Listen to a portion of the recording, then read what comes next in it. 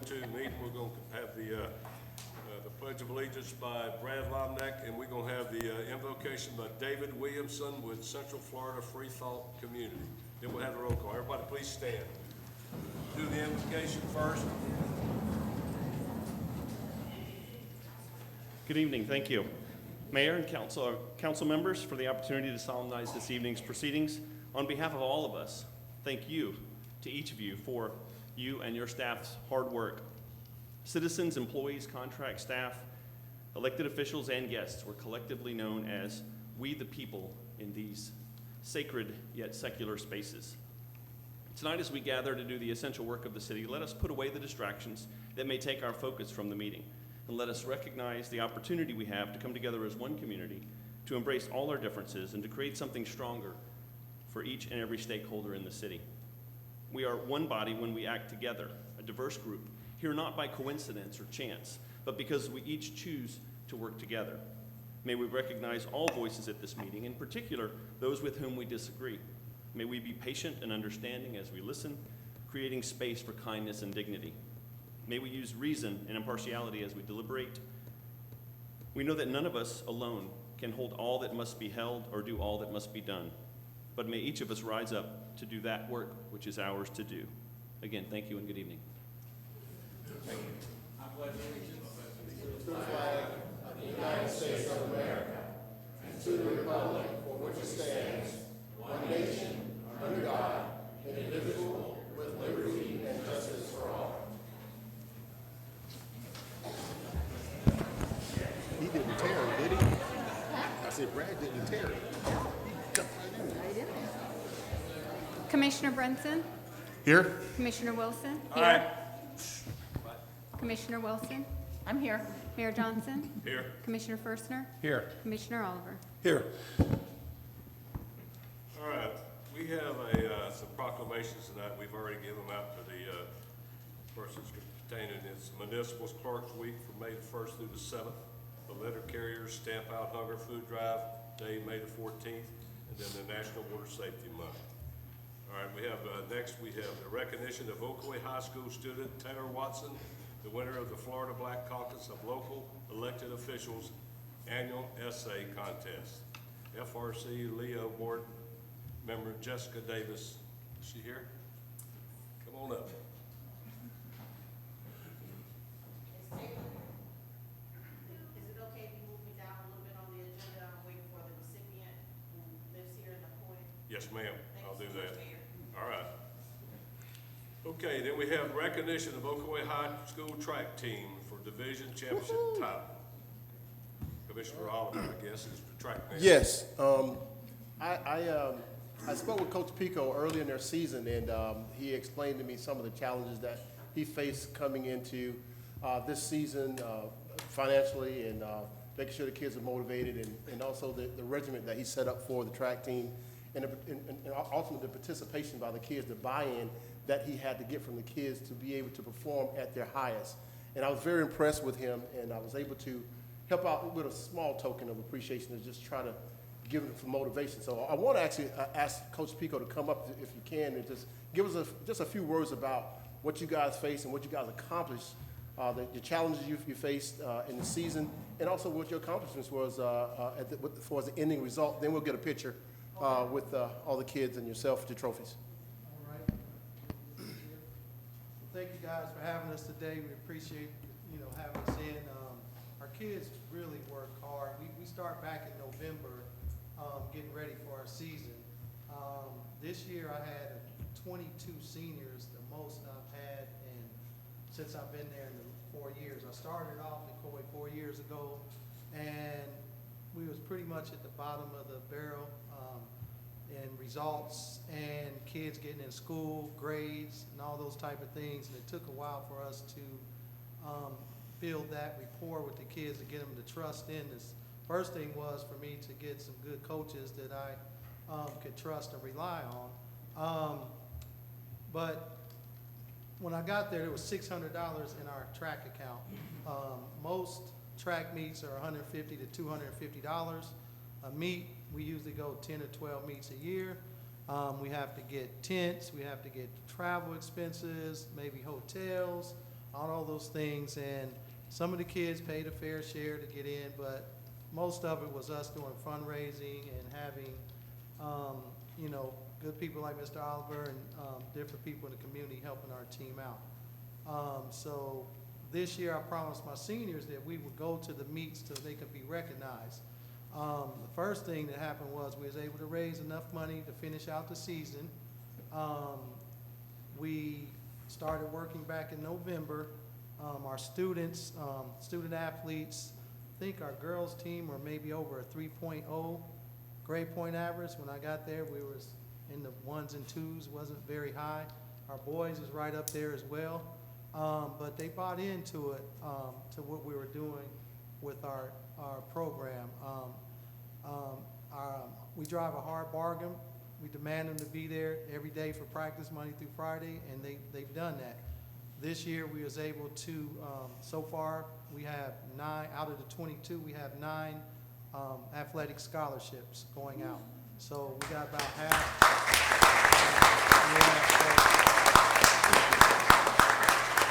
Half of our young people, if any of you are in here that's going to college, for scholarship, stand up, please. We have, so these guys,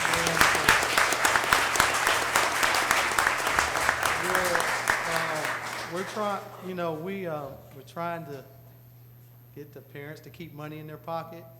So most of our athletes have gotten full ride scholarships. So if anything, it's a minimal amount that the parents have to pay, if anything. And before I go to the next thing, I got 2 is Coach. Can my coaches stand up? Coach Buck back there. And we got, Coach Buck, Coach Jackson, Coach Washington. I couldn't do it without these guys right here. You know, they spent time away from their own family to be with these kids. So I really appreciate the hard work that they do. But our team has won just about every track meet this season, 1st or 2nd place.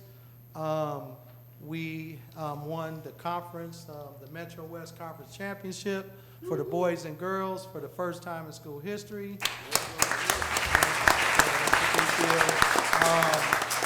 We also, last week, won the boys and girls district title for the first time in girls' in school history. So we're pretty excited about that, and some of our athletes are like #1 ranked in their events, and we'll be heading to regional this weekend. And I'll be remiss if I didn't say this part. So we got all these seniors, and this week, Saturday, on our regional meet is prom. So they changed the schedule, and these kids have decided to go run and then make it to the prom when they get there, whatever time that may be. We have to go all the way to Flagler Prom Coast, so that is a big deal. So they're already making arrangements on how they're going to do it, but to me, that was pretty impressive that they put all this hard work in and they wanted to run at that meet. So I just wanted to say a little bit about that, but these are some hardworking kids, and we've got about 30 that made it to regional, and we're going to Flagler to try to win a regional championship this weekend. So that's where we're at right now. We're trying to, just get the rest of these kids. We still not finished getting kids in college, so we have, several now, and we're trying to get a few more. So that's where we're at. And thank you so much. Let's see if we can get a photo. Yeah. Let's see if we can get the kids up with a Okay, photo. hey Maybe guys, just stand come on up up here here in and the just front, get a please. photo with them real quick. I guess we can just stand up. Yeah, we won't be in the mix. We'll just stand up. Yeah, why don't we stand?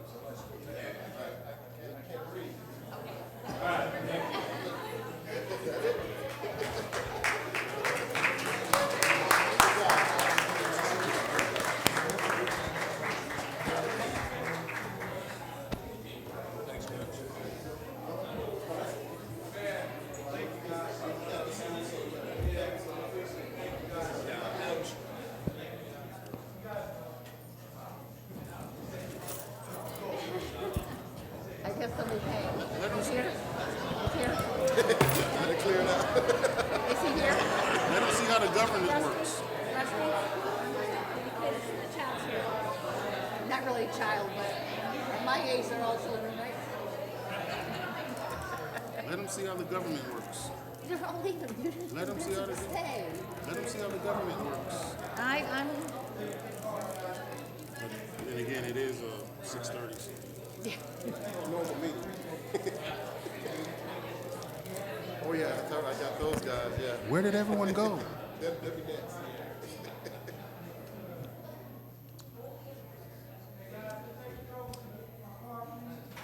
All right, we'll give them just another minute.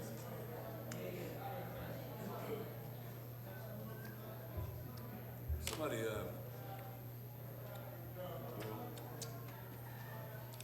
okay, all right. We're gonna go ahead and recognize the Ocoee student Taylor Watson, the winner of the Florida Black Caucus of the local elected officials annual essay contest. Jessica Davis. Yes, thank you. Good evening, everyone. Good evening. Good evening. Thank you to the Ocoee City Commission for allowing us to make this presentation. I'm Jessica Davis, the FBC Leo Secretary and also Chair of our association's Membership and Education Committee. I also serve on the DeLand City Commission since 2014. Among our committee's work is the task of reviewing the essays that are submitted for our yearly scholarship. The contest is open to 11th and 12th graders in FBC Leo member cities throughout the state. The winner receives a $1,000 scholarship and a resolution from our association. Each year, we highlight a topic of importance to our community, and this year's topic focused on abandoned African American cemeteries.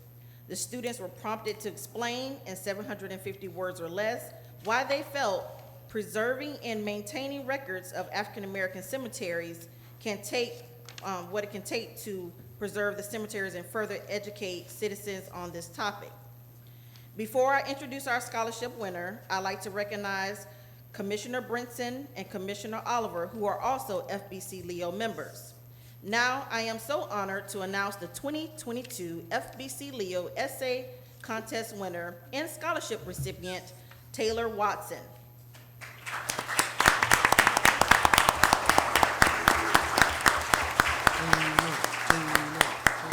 I'm going to ask Taylor and her family to come forward and join us while we take a picture with our scholar, and I ask the commission to come down, and then we'll ask Taylor to give us a few words.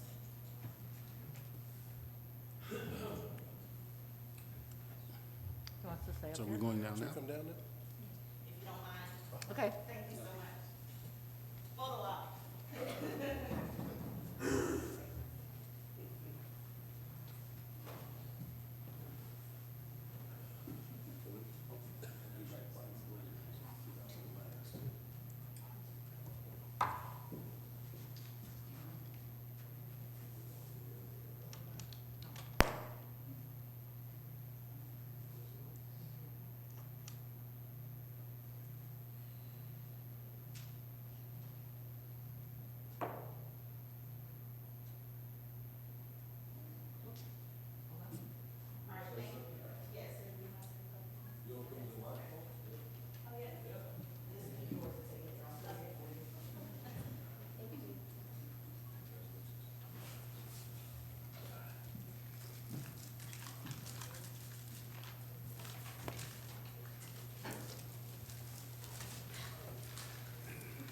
Good evening.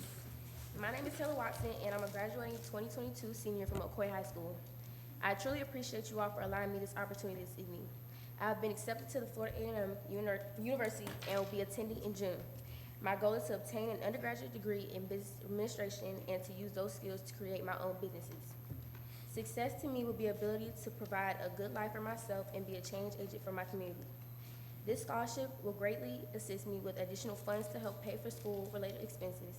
On behalf of myself and my family, I would like to thank the Florida Black Caucus of local elected officials for awarding me this scholarship, and I would also like to thank the Ocoee City Commission for acknowledging me. Thank you and have a blessed evening.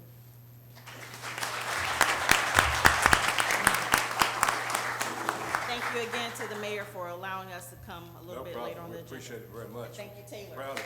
I know it's high school. Mayor, I would say that I've been knowing this young lady since she was about 7 years old. She probably won't remember when she was a little cheerleader. I tried to recruit her for OIC, but she was just too busy. Too many things going on. Very nice, thank you. Thank you very much. Appreciate it. You're doing a good job in DeLand, too. That's a beautiful place over there. Yes, it is, and Nova here as well. Thank you. Yeah, thank you. All right, the Ocoee Youth Council, OYC Program 2021 through 22 year in review.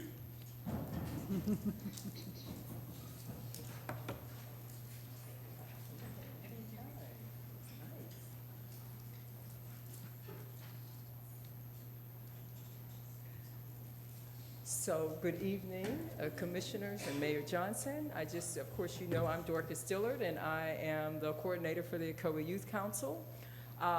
This year, because of you, we were able to make some changes with our youth council. We started off in September changing our advisory board status to actually being a program for the city. So that's helped us have more conversations with the students and be able to talk to them freely about things that we want to do in our activities. The second thing that we did was actually change our logo. So we had, I think Ashley's wearing one of our older shirts with our logo on it, and the students decided to kind of jazz it up a little bit, so we came up with the logo that you see here, and now we're all wearing those on our new shirts. And so next I'm going to just ask, the one thing I did want to say, but now all the kids are gone. I was going to make it a recruiting, but parents, since you're still here, any parent in Ocoee, we would love to have new students. We have 3 seniors graduating this year, so we have room on our council for new members. So I would love to have 9th, 10th, 11th, or 12th graders join Ocoee Youth Council, and then you'll get to see some of the things that we've done this year. So without further ado, Carla.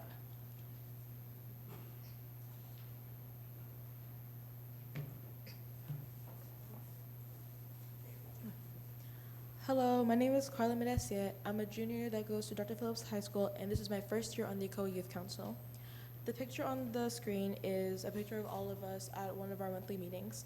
At our first meeting, we watched the Florida League of Cities Government 101 video, which told us the difference between a mayor-council form of government and a council-city-manager form of government. At the city of Ocoee, we currently have a council-city-manager form of government. We also did an icebreaker that allowed everyone to ask a question that they would also like to learn more about government and another skill that they would like to learn. It helped us get to know each other better, and yeah. I would like to ask Ashley to come onto the podium.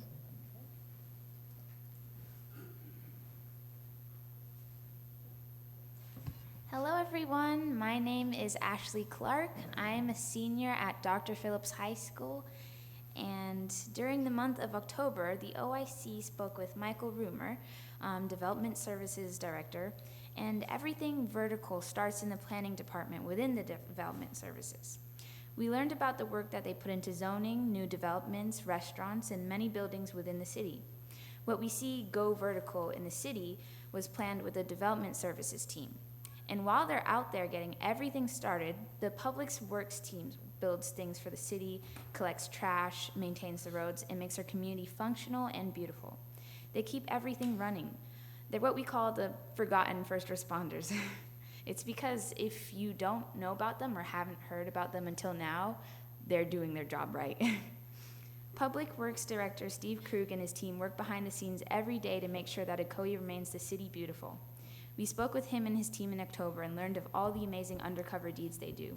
If you've never heard of them, like I said before, they're doing their job right. Thank you. Okay, you got one more slide. Oh, yes. So at the Ocoee Remembrance event, I hope many of you have been educated on the topic, but if not, it was a remembrance event about July Perry.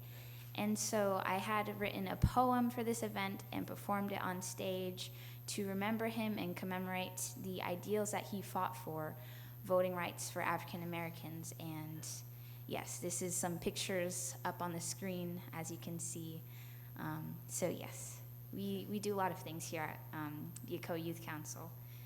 So next up, I'd like to introduce Jayla. Good evening, my name is Jayla Hatch. I'm currently a junior at Boone High School, and this is my first year on the Ocoee Youth Council. Something that I would like to highlight that we did was the Florida Virtual Youth Summit.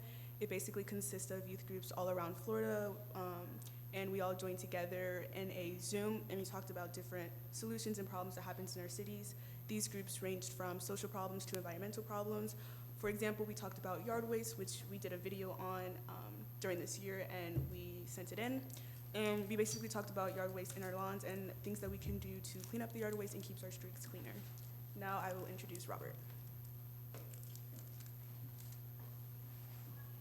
Good evening, everyone. My name is Robert Davidson. I'm a sophomore at Ocoee High School. And I'm here today because our group had several conversations about about how Ocoee needed a skate park, and how we found out the issue was identified in a survey that was done in the city. In fact, our group leader, Ms. Dillard, and Mr. Larry visited several skate parks to have the ideas presented to Parks and Recreation.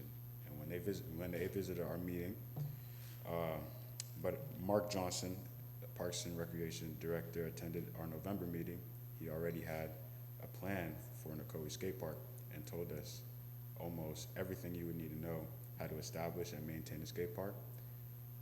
We learned about picking a location, having space to create a park, designing the park, and obtaining the finance to build the park. We also talked about signage at the park, such as the opening and closing times, and also to wear a helmet. There were also other things that were needed to be considered, such as drainage pipes for rain, and whether we thought skating bowls or ramps would be a good idea for skaters. Mr. Johnson also told us about Parks and Recreation, how they handled the Ocoee Music Festival, all the parks in the city, sports at Jim Beach Rec Center, and events throughout the year. I look forward to seeing how the skate park progresses over the next year at Vanguard Central Park. And next after me is Allison. Hello, my name is Allison Balemjan, and I'm in 9th grade at Keystone Academy, and I've been in the Ocoee Youth Council for 1 year now. This year, we took part in 2 Florida League of Cities competitions. In October, we made a parody video to inform Ocoee citizens about how to properly dispose of yard waste. I personally learned from this experience by writing the lyrics to our parody song. In this video, we showed and told people how to correctly get rid of their yard waste. We submitted the video to the Florida League of Cities video contest. In April, we took part in the Ocoee Cemetery Beautification project. We put mulch and flowers around the entrance sign to help visitors read the cemetery rules and to beautify the area. We entered the project in the Florida League of Cities Community Service Contest, and we are waiting for the results. I enjoyed learning how to properly plant flowers from the city staff. Both of these projects got us involved in the issues within our city that we hoped could make a difference in our community. We were also able to work as a team and trust each other's abilities. I personally look forward to next year's projects.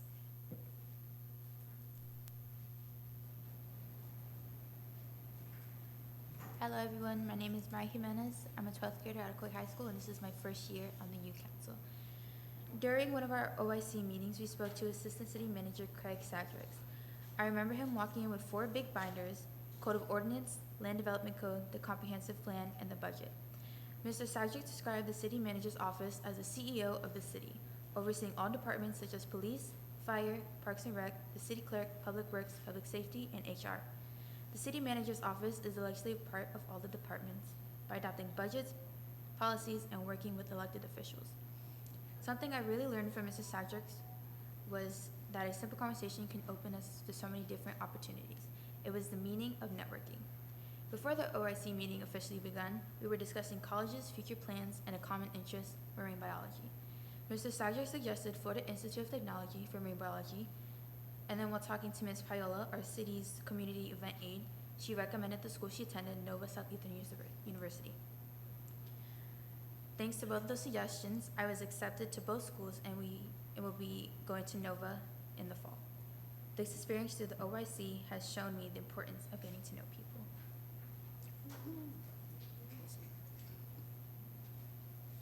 Hello, Hello, my name is Andrea, and I'm in the 12th grade at Lake Highland, and I've been the OIC since sophomore year. The OIC created the speed deterrent signs during the 2020-2021 school year, and we distributed them throughout the city. The police department in the city posted pictures of the signs earlier this year, and we were able to make 50 more with our new logo and make them available to the community. We also visited the police department in January, where Chief of Police Placencia gave us a tour, introduced us to several officers, and told us about the various departments. We learned about different projects going on in our community and all of the services offered to us by our police department.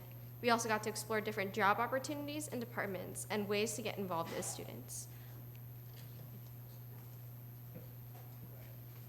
So, I just wanted to what we did was try to display pictures of our seniors, and these are our 3 seniors, Andrea, Ashley, and Mariah, and that shows you what colleges they'll be attending in the fall, and so we're real excited about that. I also wanted to just mention some of the things because all of our students, one thing that I'm sure, Mayor, you noticed, I don't have any students from Ocoee High School this year. My one student I did have moved to another state. And then another student ended up doing some other things. But we are still trying to get those Ocoee High School and West Orange High School students. But I did want to take a minute to just talk about some of the students and just some other things that they were involved in. Andrea, she's going to the University of Southern California, but she also won a gold medal in the National Latin exam, right? Mariah, who mentioned about getting accepted to a couple colleges, I think she did 5, and she got accepted to all 5 colleges, so she had her choice of colleges. Allison mentioned about writing the lyrics to the parody song, and we were just so impressed when Allison came up with, I think I came up with the Beyonce song, but then she wrote words to go along with it, and it was great, and it kind of got us all motivated. So she's very proud about doing that, and we are too. Let's see. The other thing is that she works at the strawberry patch that we're all waiting to go to very soon, so we're excited about that. So she's juggling. As a 9th grader, I'm always impressed when you can work, do your schoolwork, and do everything else you're supposed to do. So we're proud of you, Allison. Robert, he does a million things, but the things that he was proud of this year was he actually made it on Fox News for his Wekiva High School culinary. He's a culinary major. And he had a culinary competition that he won, so they featured him on there.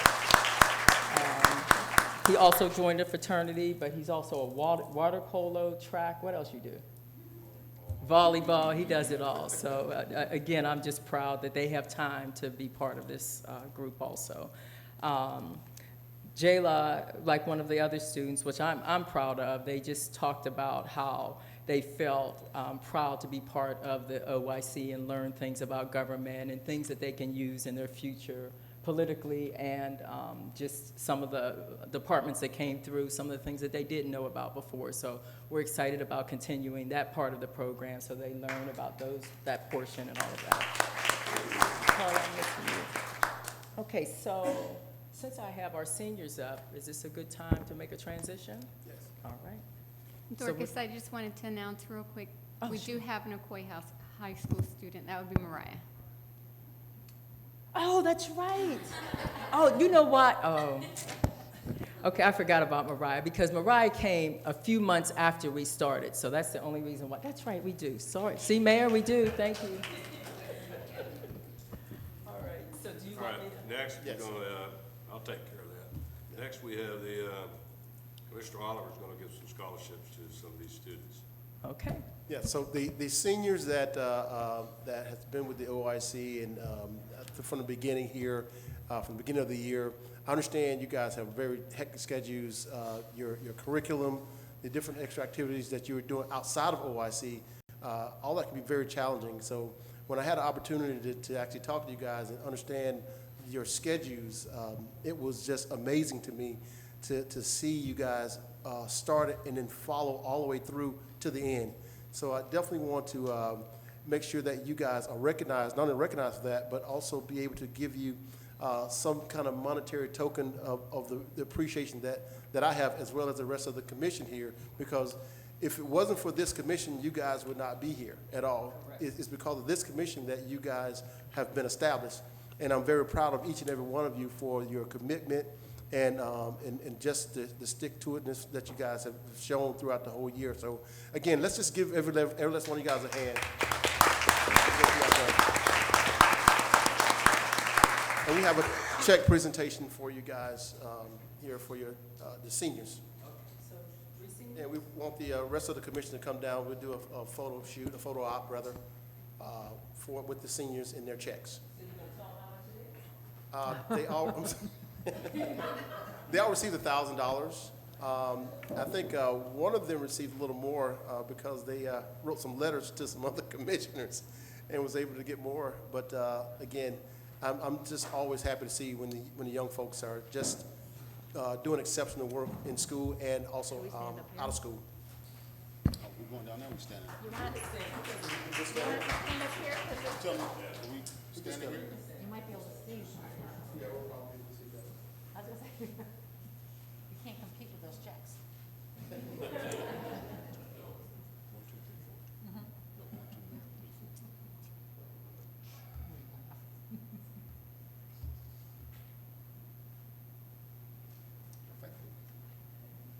Oh, wait.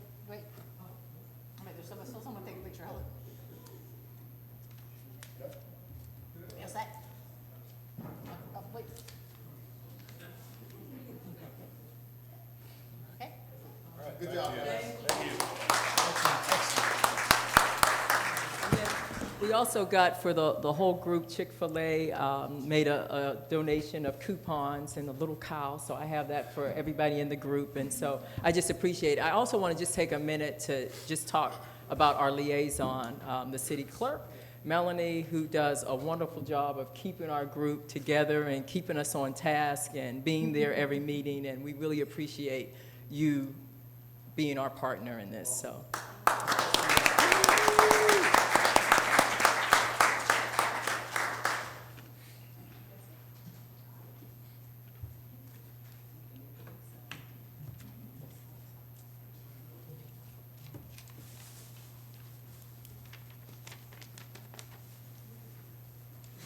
Going to stick around, we have one more scholarship going to somebody too, so if you'd like to stick to see that, I think you would be interested in this. I brought the name up a couple weeks ago when we had our meeting and about this young man I'm going to tell you about in just a second. When he's fixing to graduate from Foundation Academy, he's my neighbor. His mother and father lived next door to us. I think they moved in maybe 15 years ago. It was a blessing to my wife and I to have him move in beside us. They're like our guardian children who we've kind of taken them over as our family, and they've been taking care of us. My wife and I have to never worry about closing my garage because Stacy will make sure my garage is closed. I have a bad habit of forgetting that garage. So I pulled home yesterday and I seen somebody walking away and it was Stacy closing my garage. But I just want to say it's an amazing thing that you see people and never pay much attention to what they do till you learn about it. And this is something that I think all of us need to listen to. We're going to have a little video. Somebody here to do the video?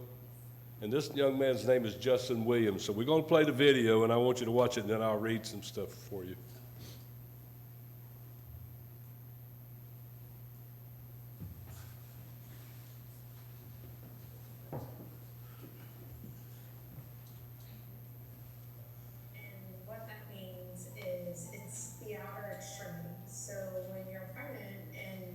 Basically, the outer extremities don't form.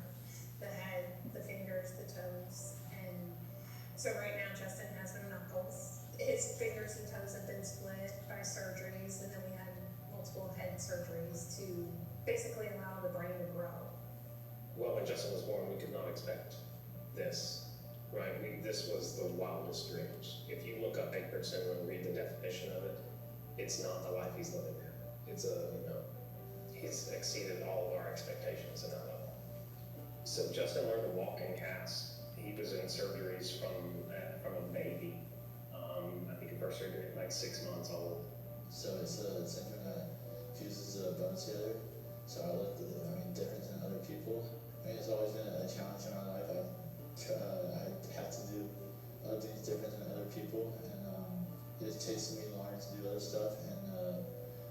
everyone seeing me as like just a different person and not like anyone else. And then, but my teammates and my family and the whole school have just welcomed me in and just took me who I am. Watching Justin grow up has been an absolute pleasure. From this little boy who had trouble, just walking around and managing life, into this young man who is playing basketball. He's maneuvering through the halls and he's wildly popular. Everybody wants to be around Justin. What he does every day, he gets up, he puts his shoes on, puts his clothes on, he comes to practice, and doing all that is a lot harder for him than it is for anybody else. But that doesn't stop him from continuing on every day. He does it with such a great attitude. He never complains about any of his limitations holding him back. Courage. He displays courage every single day throughout everything that he does. At home, at school, and basketball, and everything that he does, I think he displays courage. And I can remember when he was in first grade and I looked at his teacher and said, "Don't help him." And she said, "Okay." And I said, "He can do it." He has that attitude today that I can do it. So it's been a joy just to watch him grow. I think that the way he demonstrates courage is through his everyday. He has no fear. He has no bad attitude as he goes throughout the day. He cares about other people. He's perceptive of what they're going through, and he puts them first. So to me, that's courageous. That's what it looks like to be a selfless young man. I always loved the game of basketball, and I always want to learn and improve in whatever I'm doing with the game of basketball, either coaching or playing. And I feel like Coach Hughes has been a really big impact in my life, since he's helped me become a better man and become a better coach. What's inspiring to me about Justin is he's inspiring other kids with a person. We didn't have that person to look at and say, "Wow, this kid's really doing well. This kid's exceeding expectations. He's living a full life." He's a huge inspiration. Yeah. So I was really hesitant on sharing his story, but I see the impact it has on people. It's amazing, and the impact it can have on a young child with craniofacial, disease. I just want everyone to know, or like all the little kids that have my syndrome, to know that like they can do whatever they want, and just matter of you just pushing other people to make them better. I think Justin deserves this Jersey Mike's Naismith Courage Award because he sets such an example for the students here at Foundation Academy. The way he lives his life is just such an example of courage and never giving up. The perseverance this young man shows makes him worthy of this award. I believe Justin deserves this award because every time he steps on that court, he has courage. Every time he gets looked at different, and I think everyone looks at him and goes, "He can't shoot." Justin is the heart and soul of our basketball team. He is what I want all of my players to be in terms of a teammate. We talk about a family all the time, but Justin is the one who kind of holds the family together when we're going through a rough patch, because he's just that good of a teammate. As a mom looking back where we began and where we are today, my heart is just overwhelmed with joy. It's a blessing.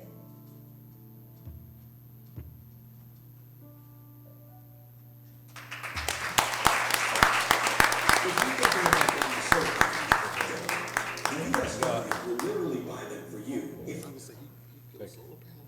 Thank you. I'm going to read this paper real quick. Foundation Academy basketball player Justin Williams received the 3rd annual Jersey Mike's Naismith High School Basketball Courage Award Tuesday, April the 12th. That's for the whole United States, right? That's what I thought, yeah. According to Jersey Mike's, hundreds of players from around the country were nominated for the award by their coaches and athletic directors. The award recognizes one male, one female high school basketball player who has consistently gone above and beyond throughout the basketball season has demonstrated courage in their approach for their team, school, and community. Williams was born with Apert syndrome. As a result, his adult extremities were fused together when he was born. In total, Williams has undergone 12 surgeries throughout his childhood. 5 of those have been on his head. Ladies and gentlemen, I will tell you, living next door, it has been amazing just to watch this young man grow up. And like I said the other day, I woke up every morning, I don't know, about 6:30. I think it's 6:30, 6 o'clock. I'd hear the basketball out on the front out there. Justin's out playing basketball, dribbling, and learning how to play, and he did. He's a good young man. And he also, when my grandkids would come over, never said no. He would walk out there with them and play basketball with them. Now they're playing basketball. So he takes the time to do things, and honestly, I don't think I've ever heard him moan or groan or say anything negative. So if he did, he might say it to his mom. But he's never said that to me or my family, and we're just proud to have him as a neighbor. And I want you to come up, Justin. I want to give you, I know you're going to Valencia when you get through this year, and we're proud of you, and I want to give you a $1,000 scholarship.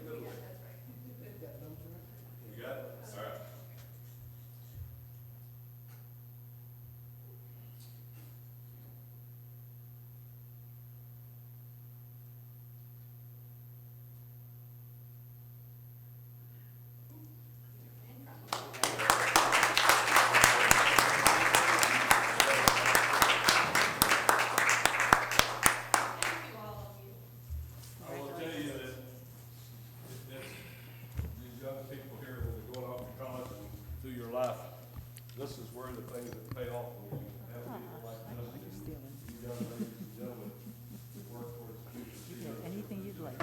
Thank you very much. Thank you, Justin. You can quit playing at 6 o'clock in the morning. Yeah, thank you. Well, Justin, it sounds like you got a mean step back, so good on you. What an amazing young man there. Thank you. All right. Sorry about that, folks, but that's something we need to do. Thank you, everybody. Excellent, excellent. We'll take about 2 minutes here real quick while we're waiting. Everybody that's got to leave can leave. And then we got, let's see. I thought we were so riveting they want to stay. Huh? I thought we were so riveting they want to stay with us. Yeah. Staff reports. I have nothing this evening, Mayor. No staff reports. All right, public comments. I got one here from our good old reliable. Mr. Moore, don't go nowhere. You're cutting into your time, Mr. Moore. You come on, you gotta get out of here. You said you had to leave early, you got an anniversary. Wife's birthday. You better hurry. You could have brought her here to have an entertainment of us. My name's Jim Moyer. I live in Arden Park North. I want to mention a couple things. I'm on the Human Relations Diversity Board. They assigned me to do something for Asian American Pacific Islander Heritage Month, which is this month. we put together a low Asian American Pacific Islander project. It's a pilot. It's the first time we've done it, but 4 schools have participated in it. Everything was at the discretion. I'm sorry, excuse me, go ahead, keep going. Yes, sir. Everything was at the discretion of the principals. So they chose their winner, but the overall winner will be selected this Thursday at the HRDB meeting. 4 schools participated. Sistrick Elementary, Ocoee Elementary, Prairie Lake, and Renaissance Charter at Crown Point. So I'm looking forward to this Thursday selecting a winner, and then hopefully they'll come to the next commission meeting and the winner will be announced. We'll let Magical Melanie know after Thursday who the winner is. I also would be remiss if I didn't mention that this is National Teachers Appreciation Week, May 2nd through May 6th, and today is National Teachers Appreciation Day. So if you know any teachers, please thank them for everything they do for your children, will do in the future and have done in the past and are doing right now. Thank you all for your time, and God bless you. Thank you, Mr. Boyer. Happy birthday to your wife. Thank you. Consent agenda. I have no more public comments here, so we'll go to the consent agenda. Motion to approve. Motion made by Commissioner Wilson. Do I hear a second? I'll second it. Second by Commissioner Brinson, right? Yep. All right, any more comments? Not, let's vote. Motion carries unanimously. All right, first reading, public hearing. First reading of ordinance for the 429 Business Center Phase 2 Small Scale Comprehensive Plan Future Land Use Map Amendment. From low density residential to light industrial and rezoning from R1A Single Family Dwelling District to I Industrial 1 Light Manufacturing Warehouse District. Zoning manager, so this is the first reading. You gonna read that? Yep.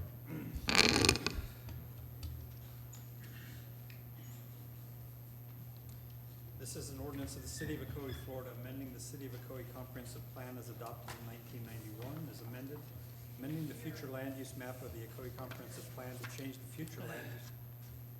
We can't hear you. To change the future land use map designation from low-density residential to light industrial for certain real properties containing approximately 5.87 acres located on the east side of Pine Street, beginning approximately 462 feet north of Palm Drive at 701, 707, 711 Pine Street, providing for and authorizing the revision of the official city future land use map, repealing conflicting ordinances, providing for severability, providing for an effective date. And then the rezoning ordinance is an ordinance of the City of Ocoee, Florida, changing the zoning classification from single-family dwelling district to light manufacturing and warehousing district for certain real properties containing approximately 5.58 acres located on the east side of Pine Street, beginning approximately 462 feet north of Palm Drive at 701, 707, and 711 Pine Street, finding such zoning to be consistent with the Ocoee Comprehensive Plan, providing for and authorizing the revision of the official city zoning map, repealing inconsistent ordinances, providing for severability, providing for an effective date. The mayor will be given a formal presentation at the second Yes, reading right. public hearing. Well, there's no public hearing tonight. The public hearing will be on May the 17th, second reading, so, all right. Second reading ordinance, second reading of ordinance for land development code amendment relating to self-storage facilities. Developer Service Director Rumer. Okay, thank you. Back in September, we did a moratorium on self-storage facilities. The city of Ocoee, as within our 16 square miles, we do have still some vacant commercial parcels and vacant parcels with light industrial that we were getting a lot of pressure to have a self-storage facility, which, as you know, many of them are not necessarily transportation trip generators and high employment generators, generation type uses. And so we wanted to have a chance to look at the self-storage as a commodity, as what kind of benefit it brings. We want people to come into Ocoee and shop and stay, not necessarily to babysit their goods and stuff. So we put a moratorium in place 6 months to look at self-storage facilities, see if there was any new trends, we have a newer, two new, one's being built indoor only self-storage, And then you have the traditional climate controlled, some with outside units. Just wanted to get a chance to look at it during the moratorium. During that time, in my research, I found that the industry standard for self-storage is between 5 and 10 square foot per person in your populace. And so as the city's nearing 50,000 residents, the appropriate industry standard, typically within 3 to 5 miles, would have been 500,000 square feet.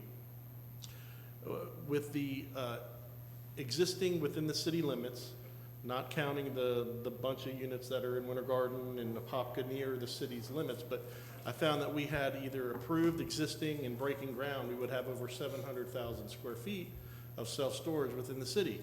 And they do say that in the state of Florida, you trend towards more the 10 square foot per person because we have a higher mobile home population, we don't have basements, and we have a lot of boating needs. So we trend more to that 10 square foot per person. And so I found that at 700,000 square feet, we were well over that percentage as the industry standard. And so looking at our code, I just want to bring you back to our code. Presently in our code, you were permitted to do self-storage facilities in C3 and I1 properties, unless your property was located within one of our zoning overlays, which is our target area 1 and 2 in the CRA. And within the 429, that would have been the business character area, the interchange character area, and the gateway Franklin Plant Street character area. Under those areas, we said you can do self-storage, but it has to be limited in scope to no more than 35% of the project. Can't be located on the front road, access road. So the ordinance I've prepared, we've had a first reading, this is the second reading. What we're recommending we do is say, let's keep the ability to do some form of self-storage as a mixed-use project, kind of that thing that's in the back, that leftover acre that they haven't figured out if it's gonna be retail apartments or whatever. Have that still be in our overlays under mixed-use development, which you would see in the large-scale site plan or rezoning the PUD. But in our C3 and in our I1 zoning districts, let's make the use of self-storage a special exception. What that means is, it's not prohibited, so we're not prohibiting them throughout citywide. It just gives us the opportunity to say, is this parcel right? Is this the correct place to have self-storage? Maybe it is, maybe it is not. And that'll give you guys the opportunity to hear facts on the case, see the location, and make that determination. But also you can add conditions and criteria to a special exception. Then it'll come back to you as a site plan. So my recommendation today is to amend our land development code to take in the C3 and the I1, take the self-storage as a permitted use, no questions asked, and make it a special exception. And then retain that ability under the character areas in our overlays that it can be some form of an element of that development. And so with that, I'll entertain any questions. Let me read it. All right, this is an ordinance of the City of Ocoee, Florida, amending Article 5, Land Use and Density Regulations, Table 5-1, Permitted Use Regulations, amending Section 5-8, Use Regulations, providing for self-storage facilities as an accessory use, providing for visual limitations for self-storage facilities, providing for arterial frontage limitations for self-storage facilities, providing purpose and intent, providing for codification, conflict, severability, and effective date. All right, we will open the public hearing. Anybody in the public hearing, anybody here with this, pertaining to this issue want to speak? If not, nobody, all right, I'll close the public hearing and bring it back. Commissioners, you have any comments of Mr. Rumor? Yeah, I'm gonna ask just a couple, just clarification questions. So the moratorium, when is the end date? Moratorium ended March 31st. March 31st, okay, so we're past that. And so just to make sure I'm clear in my mind, 700,000 is what we're tracking at right now, but 500,000 is the industry standard. The high end of the industry standard would be 500. We're tracking at 700,000. Okay, so we're far and away above what it would normally be. Yes, and we just so happen to have a new one in the north end of the city. So as an amenity to people that live up there, they don't have to travel as far. So we have a new one being built on the east side. So the city as a whole is represented, has a self-storage facility within 3 miles.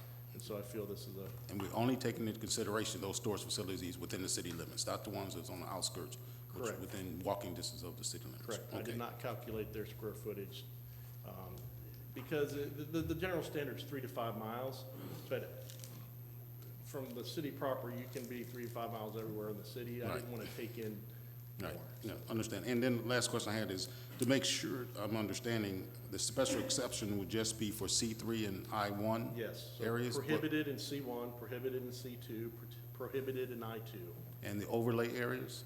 Can be a part of the project. They've got to sell it to us. It's going to kind of de facto go through a special exception, but it cannot be a project on its own. In C3 and I1, it can come to you just a self-storage facility. Okay, that's, thank you. Anybody else? Anybody else? Just also a quick question regarding the idea of a special exception. And you mentioned being able to customize, it sounds like you're trying to customize the land use code to be able to have, say, sounds like mixed use to me. That's what it sounds like. Sounds like it's going to be. It's not this mixed possibility use, but it's not a condition. Some places have conditional uses. This is not a conditional use, but it can be approved with some conditions. A conditional use has more strict conditions that are applied. This one may just be, hey, we want you to provide access to the rear, cross access to the rear. I know you have it to the front, but I can see this working if you have cross access to the rear. Or hey, let's beef up that eastern property landscape buffer. Will you commit to putting 80% more plantings because of whatever's adjacent to it? This will give us an opportunity to look at that. But it's not a mixed use. It may come in as a mixed use, but they can come in as just a 5-story, 4-story, 2-story self-storage facility, some with outdoor. You may say, I don't have an issue with self-storage here, but can we work with you on doing some more, maybe retail in the front, or some having it all indoors, or the one like the one that was recently approved on Common Boulevard. The actual loading area is underneath the building, so you won't see the people out front unloading boxes. So that's kind of what I'm getting, what I'm leaning toward. I've seen self-storage facilities, some of the newer ones have a retail component on the bottom of them. Office space, I've seen medical facilities and office spaces with storage spaces above them. I'm wondering, is that what we're kind of leaning towards? Are we we're looking at being able to maximize the footprint of these buildings where we can find some everyday use for citizens? Yes, you can. You can say, Joe, applicant, in this area, we are still in need of, I feel, for some retail uses. If you commit to putting 7,000 square foot on the bottom, the one that's being built on the east side of town off Good Homes Road, that has retail on the bottom. We secured as a part of another one next to the 429, it has retail on the bottom. Actually, Dr. Tran, that's been to this meeting, his chiropractor is located in there. So you can make that a part of your special exception. You can make that a part of as your recommendation. It would have to then be agreed to the commission would have to agree to add it in there. But you can propose that. That is appropriate. Well, one comment, one question. The comment is that, and the reason that we had this moratorium is because we frankly just have too many self-storage facilities in the city. They're all over the place. They're everywhere. And frankly, I think that we can probably take half of them and find another use for them. There's other uses that we need for citizens to have everyday access, such as, again, we always go to the restaurants, those kind of things. We would love to see more of those. So I think the last one that we voted on, I voted no, because I just did not, I just didn't see the use for everyday citizens, because we have so many in place already. The next question I have is, based on this land use ordinance, has anyone from the P&Z had an opportunity to chime in on their thoughts on this particular ordinance change, and what were their comments? Yes, this was heard before the Planning and Zoning Commission, I believe in March. And so the full commission reviewed it and recommended approval, if I recall. It should be in the staff report, I'm remiss. But yes, they did vote as the P&Z board to move it forward as is. Okay, thank you. All right, we're gonna close, I did close the public hearing. I closed the public hearing, so we need a motion on, first one will be item A, first reading of public hearing of ordinance for small scale comp plan amendment. Number 5, I mean. Number 5, second reading of ordinance for land development code, LDC. We need a motion. Motion to approve. Motion made by Commissioner Wilson. Do I hear a second? I'll second it. Who said that? Commissioner Brinson. Motion made and seconded. Anybody else got any comments? If not, let's vote. Motion carries 4-1. Commissioner Oliver voting no. All right. Now, can I ask for an explanation of that? What on the, this was about not having any more storage facilities, right? Well, Changing the item you just heard, yeah. it changes it from having 2 zoning districts that just permit it outright. They can come in, submit a site plan, all we can do is evaluate the site. Now it's on a kind of a case-by-case basis, depending. We can't, to just outright prohibit them takes a lot more beef to the ordinance and a lot more backup, and you've got to be able to defend it. To prohibit a use citywide is pretty tough like that. When they go through the planning and zoning? They'll go through, special exception goes through planning and All right. zoning and is a Yes. city commission. Okay. Yes. All right. All right, item number 6. Second reading for the Land Development Code Amendment to Article 8 relating to political campaign signs. Again, Mike Rimmer, Development Services Director. And this commission tasked the city manager and staff to looking at campaign signs. Within the city limits, we still have a lot of vacant, we still have a lot of unincorporated land, so you may not know exactly where the city limits are, and we had campaign signs going up. The current land development code regulations for the city of Ocoee for signs did not have a early period, start period for campaign signs, but it did have a requirement to remove them within 48 hours. Looking at what the surrounding areas, Winter Garden didn't have specific sign criteria over 32 square foot. You had to have a permit. Apopka has some provisions for when you qualify. We looked at most of the land, all the land that's within kind of our city limits that is not Ocoee is Orange County.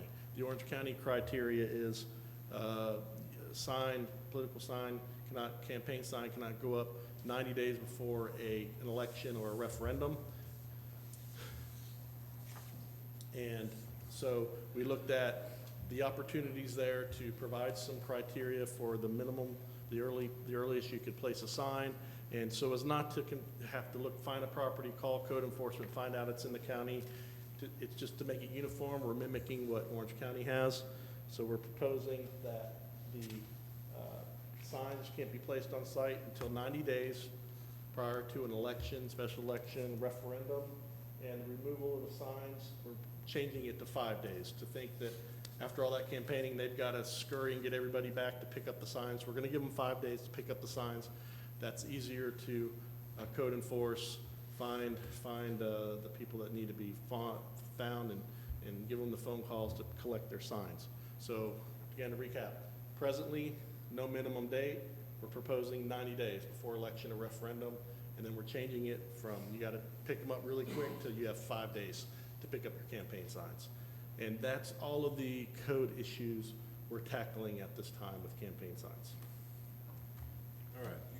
You got something? This is an ordinance of the City of Ocoee, Florida, amending Article 8, Section 8-6G of the City of Ocoee Land Development Code relating to political campaign signs, providing for severability, providing for codification, providing an effective date. All right, we're going to open the public hearing. Anybody in the public have any comments pertaining to political signs? Nope. All right. I'll close it, bring it back to the dais. Commissioners, do you have any comments? Everybody understand what we're doing? I'll make a comment after if we approve it. That's- If we approve it, I'll make a comment. All right. Well, I need a motion. I'll be happy to make that motion. I have I'm a sorry, go comment. ahead. I've been hogging them, go ahead. Motion made by Commissioner Wilson. Do I hear I a have a second? comment before we. All right, let me get the motion out, then Okay, you can good. discuss All it. right. Do I hear a second? I'll second it. Seconded by Commissioner First. Right now, comments. Go ahead. All right, actually, just a question. How many complaints have we received from residents concerning these political signs? Commissioner, I do not know. This commission tasked staff with looking at that and bringing something back. That would be code enforcement. I know Doug's involved with that. I'm not germane I've to got that. calls about So, it. Okay, I mean, I have too, but the question I have is, that we're changing our land development code based on just political signs. So I think that if we're going to do this, we should at least have the facts before us to know exactly how many complaints we've had over the past 6 months or even a year. Now, I do agree that we have to put something in place, because signs out for a whole year, that's a little overkill. It is overkill. But I also would like to know how many complaints we've actually had. I receive phone calls, I receive text messages, I receive emails on this, but I was just curious to know how many, as a collective city, how many complaints we received. So again, I think that would have been important for us to know at this meeting. Also, the signs that, does this affect signs on private property?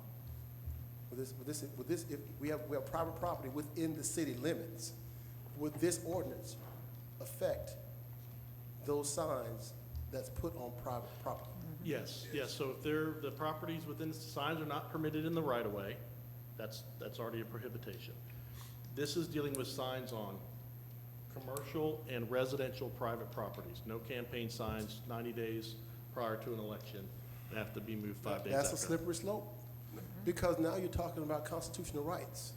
You're talking about private property, private citizens with private property, and regulating what they can say and what they can put on their private property, regardless of if it's a campaign sign or if it's a sign that say I'm selling a good or a service. So now we're getting into an area that we're trying to dictate what folks can and cannot do when it comes to their First Amendment and their constitutional right. So I agree with everything here, but then when we get into that part, I have to have some reservations about that. I really do. So again, that to me is a slippery slope, because we're not talking about just campaign signs now. All right. I mean, there's signs that would be considered a campaign sign, but really not a campaign sign. So again, we have signs that have a name with a date on it, and everyone knows what it means, but again, they have the right to put that sign there. And we don't have the right to dictate, can they put that on their private property? All right, Commissioner Wilson, wanting to speak to that. I will say that if you're asking how many I've had so many people tell me they are so tired of seeing the signs. We've got them in my district. They are tired of seeing them. And I'll say something after, but it's, to me, you want to know how many, I can't count how many, but I get probably blasted with it, if not every day, every other day while I'm out, that people are telling me they're tired of seeing these signs on the corners. And they feel as though they're getting tired of looking at it. And so I can't give you the number, but I will tell you, I've had numerous. I don't keep numbers. Well, I will say that I get calls all the time about it, because if you're in this, I've been doing campaigns for a long time, but I've never put them out for a year. To me, it's kind of ridiculous to put them out for a year. The other problem is we regulate everything on people's private property, folks. If you don't think that ain't a fact, check your code ordinances. Oh yeah, we do. You can shake your head no, but we do. Anybody don't believe it, do something in your yard, they're gonna come tell you about it. That's the way it works. It is, that's the way America is. It's not just in Ocoee, it's everywhere. Campaign, you wanna see campaign signs, you don't need campaign signs out for a year ahead of time for somebody that's running for somewhere else. You take the city, anywhere you ride around here, on all our corners, we got the same 3 signs up. It's been out there for a year. Some of it's been 6 months, one of them's been for a year. So, and they're in places where, one of the places is Clark Road and Clear Corner Road, where there's accidents all the time, and they're sitting right on the corner. You pull up there, you can't see out. But there's rules to go by. We all know when you run for office, there's a set of code, a set of issues that you're supposed to go by for signs go. But nobody lives by them, especially the people running in the county or the state. So, yeah, we do regulate people's private yards. You're not supposed to park more than, you can't park 5 vehicles in your yard. You know, you can't raise pigs in the front yard. Yeah, we do regulate people's private property. Anybody else? Yeah, well, I agree with the 90 days.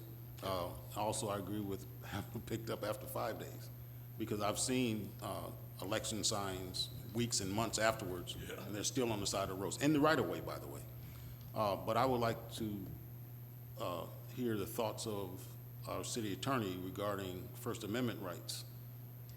Yeah, it's certainly a consideration anytime you're dealing with signage, particularly campaign signs. There's First Amendment issues here, but those issues relate more to regulating content. We're not regulating the content. We're not imposing a regulation that says, you know, you can't I don't know, you can't have a Democrat put up a sign, only Republicans. That's regulating content, or the message on the sign. You can't dictate, but place, location, size, certainly permissible. And like Mike said in the staff report, we're doing, our regulations are right in line with Orange County and a lot of other governmental regulations, governmental entities. Yeah. So again, I agree. I agree, because I don't want a lot of signs. I mean, we've had signs up around the city for a long time, but it was there for a purpose. It wasn't there because someone was running for office or something like that. So I agree with the 90 days prior, because it's in line with surrounding municipalities up to and including the county. I definitely agree with the 5-day pick up your signs, or but I don't know, does this have teeth to where they don't pick them up? What happens? Do we charge? I mean, the candidate or just the campaign? Well, as the code reads right now, this would be signs not in the right of way. So on someone's property, commercial or residential property, and we cite, with code enforcement, we cite the property owner.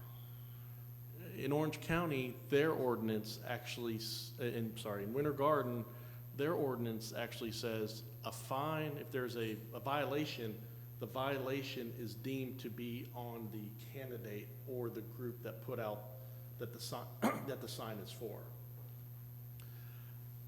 That, to me, was gonna make this ordinance, to propose that and wrangle with that was something I didn't see that we needed to do. So I have seen it where where it's not, the onus is not on the homeowner, it's on the candidate or the group, whatever the referendum is, but that's not proposed in this language, because it would take a lot of wordsmithing and scenarios. For instance, in our code, and I didn't tackle this, our code says you can't have campaign signs closer than like 4 feet apart. Well, in order to regulate that, we have to go on private property and measure the sign. We're not gonna do that. We're not entering land without a permit unless we have permission to be on there. And that's easily, you can, from the street, from the right of way, you can identify a sign that's up 90 days before an election, a referendum. So to go back to answering your question, we would cite the property owner or work with them to have the violation cleared up.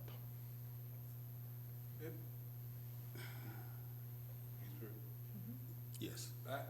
Does the county have a time limit on it too? Does the county in their rules have a time limit? Yeah, we mimic the county, so that way you don't have to worry, is the land in the Yeah. county or the city? It's, you just Okay. know. Oh, okay, all right. If okay. you're north side of McCormick, you're in Apopka.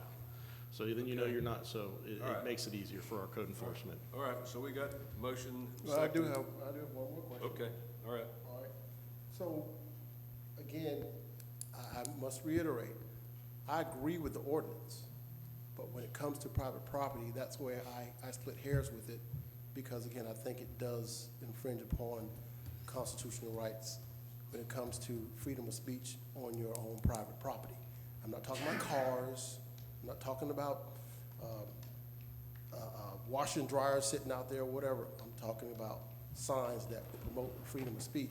What's the difference between a sign that could be construed as being a campaign sign? Well, I've seen signs where folks say they're not running for something, they just put up some words, versus a sign that says, I'm selling a good or a service. So again, it seems to me that we're trying to censor private property owners into telling them what they can and cannot do.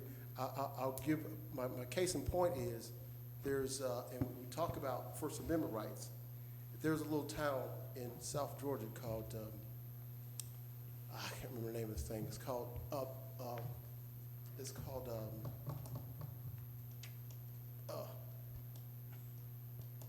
Little town in South but Georgia. it's in South Georgia. But anyway, the problem they had was this actually went to their constitution. It went to the Georgia Supreme Court. And what happened was that there was a private owner, property owner, who had a sign up in his front yard stating that it's called Berlin, Georgia. Berlin, Georgia. He had a sign that says that this is a speed trap. And as folks would come through the city, that tells them to slow down because it was an actual speed trap. And the other end of the property, he had another sign that said, this is a speed trap. And the city tried to get them to take the sign down by invoking an ordinance, saying that you can't put up signs. They actually took that to the Georgia Supreme Court to state that their case was that they were actually infringing upon their constitutional rights. And it went that far to state that the city could not invoke an ordinance on private property that would actually suppress their First Amendment rights. So just that as an example from what I've seen, I still have a problem with the private property part. I agree with everything else in here. I don't like to see signs out for a whole year. That's just ridiculous. I've never done it, and I don't think no one else up here has ever done that. And our signs are down within 2 to 3 days after the election. So we do follow the rules. Everyone up here has followed those rules. And I agree with everyone up here. But again, when it comes to constitutional rights, that's where I have an issue with it. Okay. May I ask one more question? Does this pertain to businesses that put up signs in their windows? No, this is placement of campaign signs on their property of 32 square feet, or if it's larger. Signs like the snipe signs, 32 square feet or larger signs. Okay, so if a business put that campaign sign in their window, they're okay? That's lots of scenarios. I don't. Still 90 days. Okay. Yeah. I just want to make sure we're clear. I mean, yeah. before we So, move forward. yes. Okay. We're gonna vote on this, but I wanna make one more comment. I believe that we can find little knick-knack points about stuff, but there's reason everybody has this rule, because people need to go by it. If we don't have the rule, they aren't gonna go by it. And private yard or not, my yard, I don't wanna have a sign out there sticking out there for any prolonged time. A lot of time, we let these neighbors take them, and they'll get them for their campaign, and they will stay there. You gotta go back and get them too. So it's not fair to the people, and there's a lot of things we all do in government work that, to me, we don't wanna get into some of the government things that happen, but it's just not, you gotta have a rule, and it's why every city has that rule. I would say if you check every city in the state, just in the state of Florida, they all got campaign sign rules. There's a reason for that. So, and there's a reason for the sizes of them too. And there's a reason also you're supposed to ask people before you put them in those places. And people don't do that. Because I've had people call me and say there's signs in my land that I didn't give them permission. I said, well, you need to call them, because I don't touch them. So but that's why. So let's vote. We we got the vote here. One more All question. right, no, we gonna I do vote. have- no, I We do have gonna one- vote. no, I do have one Commissioner, more question. I'm not taking any more. No, We're this is, voting. but this is a No. legitimate question. This is a Mister, legitimate question. no. I do have one All question. right, everybody, let's vote. It's Do a we have a legitimate second? question. Do we second? I think I should, Yeah. I have the right to ask a question, right? You can ask a question after we vote. All right, motion, we have 4 votes. Motion carries, 4 votes. All right, go ahead. You got 5 votes. Okay. Well, now we got one that's opposite. Okay, I figured that. Now, can I ask my question? I just said you can Okay. ask it after we All right, vote. thank you. So if I want to put up a sign that says Smith 2050, would that be okay? It's not necessarily a campaign sign, but is it okay if I put that sign up according to this ordinance? If I want to put a small sign in my yard that says Smith 2050, am I okay with that according to this ordinance? Do it, see Commissioner, if what it would works. happen if that sign pops up and it's deemed to be a campaign sign? Code enforcement would seek, they would seek to, in order to cite it, they would get with staff to see if it violates what the code is. And if it's determined to be a campaign sign, or if that's questionable, Who if it's makes a that campaign determination sign. though? Commissioner, as we do with every violation, it is looked to see what the code says. If there's a question between code enforcement on whether it is a campaign sign, which would be potential, that may have happened. If not, I would think they would seek a conference with the city attorney on the signage. That may have happened, it may not. That's the scenario I can give you, is when they cite stuff, they make sure it is a violation. If they have question on what it is, then they would potentially seek that from the city attorney, or maybe go forward and wait to see if it's a commercial, what the magistrate says or what the code board says. Thank you. Thanks, Mike. All right, May I say something now to the past? yes, ma'am. I wish the county would enforce their rule. I'm tired of seeing the signs you're driving through, and as we're coming into Ocoee, I'm tired of seeing their signs, and I know that, I guess as a city, I wish we could say something to the county now that we have our own ordinance for them to enforce their ordinance, because we're planning on enforcing ours. Thank you. Okay, all right. Regular agenda, none. Comments from citizens and public. We have no forms filled out. Christine's, Number 7, we skip one? Christine's presentation. Trying to get out here early. You did. Sorry about that. Regular, the Regency mixed-use development, large-scale preliminary site plan and development agreement. Yeah, Development Services Director Mike Rimmer. This is a large-scale preliminary site plan. This is really a monumental project for an area that the city has put a lot of resources and emphasis on. So the City Commission approved the large-scale preliminary site plan for the Regency mixed-use development.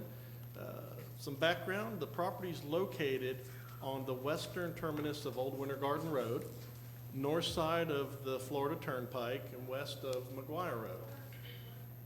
It's over 16 acres. It is located within the Community Redevelopment Agency's especially emphasized planned area called Target Area 1. Target Area 1 was the site of the former Colony Plaza. It is where we have the Ocoee Corners development, which includes the Tijuana Flats, Commissioner Firstner's second home, Southern Steer, and Butcher, which is located up on the corner of McGuire and 50. And the subject site in the CRA Target Area 1 development plan vision would be down here. Within the city's comprehensive plan, we had planned the extension of Old Winter Garden Road to go west through these properties and come back up and meet up with State Road 50. And that location will be directly across from Economic Port. There's going to be this future extension of Old Winter Garden Road all the way up there. The property is, in present day, under ownership of 2 different property owners. Back when we were doing the overlay development plan, it had a number of property owners, but at the time it was all under one contract with a developer, and that helped us to be able to move this target area through the process a little bit quicker. That development fell through, and then we were able to reach a deal, the city commission, with Scott Boyd, the developer, to begin the developing of his project.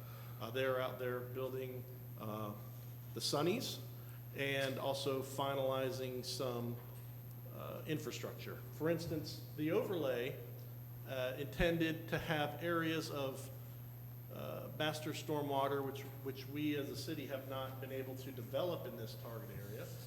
And the development that Boyd Development's doing, they built a temporary pond, and now they're moving the pond down here, and we're calling it temporary because the city staff, we're trying to locate a site for off-site stormwater, a master stormwater pond, so we can have walkable streets, common areas, and not have a lot of stormwater ponds. But for the time being, they're building, in the Boyd development, they're building some temporary stormwater ponds. And the property is crosshatched here. It will be, this property is unique. It's got two different property owners. And with the extension of Old Winter Garden Road, it bifurcates the property and really creates two tough development scenarios for the acreage that's remaining. The properties in this target area are mostly commercial with, this is professional office.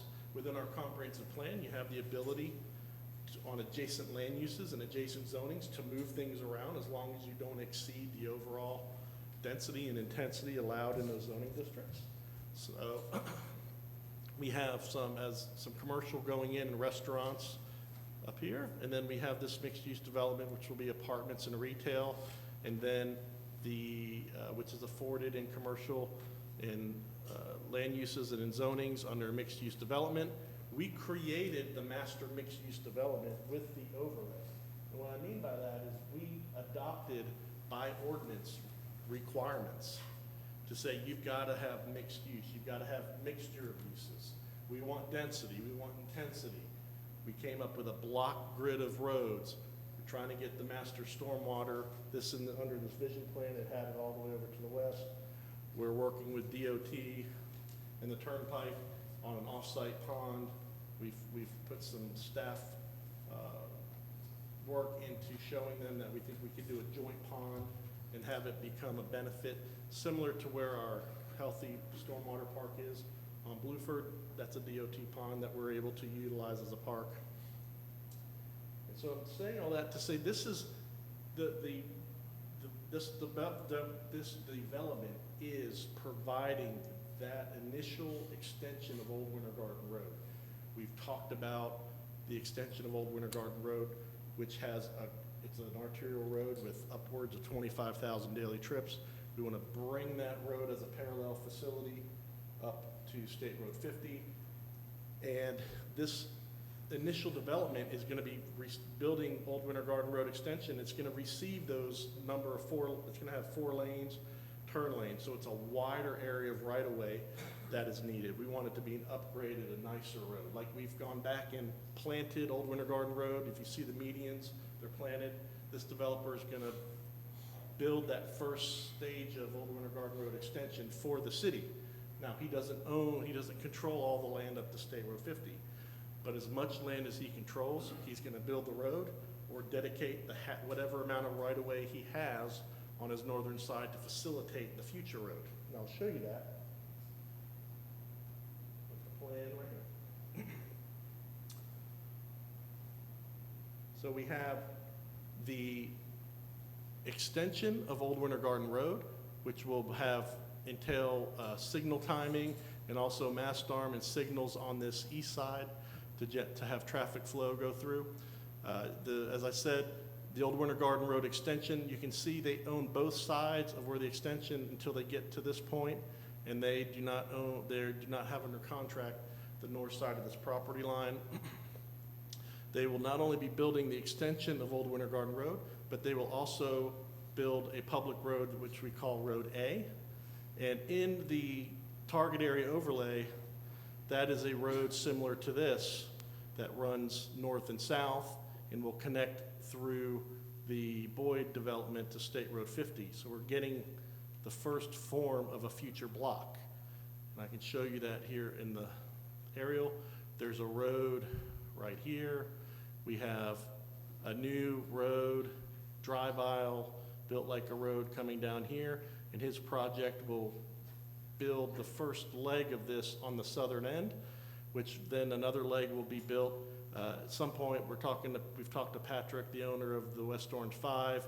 He has future plans to expand towards the west. We'll extend the road up this way, and he will now have a road on both sides. But this development's building 2 public roads, and then it has its internal drive. The north side consists of 2 buildings with retail on the bottom and apartments above it, with associated parking, and the south side is multifamily. We have to build the multifamily right up on the road, up on the right-of-way here, creating that, and the same thing on the north side. That creates that urban development form that the target area is calling for. So we're getting the development architecture, the sense of place, the foot plates up on the road with building size. That midtown feel is going to start to happen. This target area, this property, just as Ocoee is very popular, we have a lot of apartment developers looking at Ocoee. We have a lot of apartment developers and mixed-use developers looking at this target area. And we have vetted this developer's project. She's got some fantastic developments in Gainesville, and feel that this, the ability to bring forth what we want, it was nice from day one to not have to tell them everything they need. They did their homework. They came to us and said, this is how we can make it work. And from that day forward, we've been able to come up with a really good product. Some elements of this plan, and again, he does not control both sides of the property line to bring the road as far as we can. And his development actually extends all the way to this western point. And I want to show you, so he's actually bringing a lot of the road onto his property where it would normally share the property line, and it's going to have to terminate at this point. But as we go forward, we will have sidewalks to his stormwater pond. He's going to amenitize the pond. It's going to be a public area. When the future road extends past it and goes to the north, we'll have we'll have a public area where you can walk around the trail and then walk through the rest of the urban development. So he's providing many of the elements and attributes we are looking for in this target area, and we're gonna get the beginning of Old Winter Garden Road, which is huge because developers, it's in our comp plan. Where is it? Why haven't you started it? We're trying to get, and we will continue to try to get funding, grants to construct the rest of Old Winter Garden Road. But those grants and that funding typically want a shovel-ready project. But now, once this project is done, maybe the CRA, other developers, we can look at trying to get a design forward to bring that rest of that extension forward. But this is the kickstart that we needed. The development, I'll let the builder and his team, engineer, architect, are here, and planner, and they can just tell you more. I'm not so proficient in the architecture of these buildings. I can say we vetted it. I've seen one other proposal that didn't come to fruition that rivals this as good architecture, good development, good placemaking, very satisfied with the product and seeing what they have done in other places. They get these developments done. With this preliminary site plan, you'll see it again at final, but we have a development agreement before you as well. This is a big undertaking. We expect we're gonna have, as we've done with City Center, it's not quite to that level, but City Center, I think, has 6 or 7 amended development agreements. When we come back with the final site plan, we will be looking at some other items, but we do have a development agreement with this project that is a part of this approval as well. I'll entertain any questions. All right, I'm gonna open you gonna read some? No. Nope. I'm gonna open the public hearing, if anybody with the developer need to speak or not, you can, you don't have to. Okay, all right, I will close the public hearing and bring it back up to the dais. Anybody have any comments? I have a couple. Okay. So Economic Court is going to be more or less stubbed out at this point in time, right, during this development. that's not gonna go all the way through to 50? No, Commissioner, it'll stop somewhere about, can you see my cursor? The road will stop somewhere about here where my cursor is circling. And I'll show you on the plan. It's not going the full, it would be somewhere around here. What we're not sure we want to do, it'll be with the developer on the north side. Do we want to make it a T intersection? Do we want to make it a roundabout intersection? We think it's going to be a curve, but we don't know. It's going to be that developer, that property developer on the north side will dictate the rest of the road. Unless the city comes forward with a funding to do the rest of the design and engineering as a city project. But right now, it's going to stop, as I said, at where the best place that they control the most of it. They could have kind of stopped at any point, but they're bringing it as far forward as they can as a public road, and then entering into their site. But this is where it will stop, if I can kind of show you here again, right about this area. And then it'll either curve up and then come back and meet here, or it'll be a T intersection, maybe with a roundabout. We've seen several scenarios. Have we had any discussion with that property owner? Yes, we've Is had it Dr. unsuccessful, yes, we've been unsuccessful with that property owner. We've looked at things like just trying to obtain right-of-way, even if it's a 50-foot swath, just so we can get it on a map to show. This is part of this property. A good portion is that property owner, as well as another one, but we have been unsuccessful in trying to get the northern route going forward. Okay, how about the west, punching it on through to Marshall Farms Road? No, Same thing? Commissioner, and you probably saw that years ago. We initially thought it would go west to Marshall Farms. That, first, it cut through wetlands, which is on the west side of this property, west side here. DOT ended up building a pond with State Road 50, and when they did the State Road 50 widening, they actually provided this is the only area of full access to be future signalized is at this location. So the road will be a little bit shorter, and in Marshall Farms, you cannot make a left out at all. So it really needs to come to economic court, and it'll just swing around like this. Yeah. Well, when it does economic court go all the way through to 50, would it be a consideration to put a light there at that Yes, it intersection? is. It's full access. It's an open meeting right now. At that time, it would be a four-way signalized light, yes. It will, Yes. okay. And that's what DOT has set up. Knowing that we have that roadway in our plan, that's its final location. Okay. Last question, looks like about 300 apartment units? Yes. Okay. And, yep, yes. All right. Okay, anybody else got any comments? I have a question. And this is one of those shot in the dark, right? The property owner that owns a property that's in question, and they're just gonna play hardball, right? Worst case scenario. Now we have a road that ends nowhere. What's the plan? Because this can go on for 10 years. Well, I get this question a lot with sidewalks. Why are you making me put a sidewalk? There's not one around anywhere. Well, you gotta start somewhere. And we will have the opportunity to have, not only, we will have the beginning of the extension, and there will be signage that says, residents only be on this part, but you will be able to make a left turn, you will be able to park, you will be able to patronize retail and restaurants.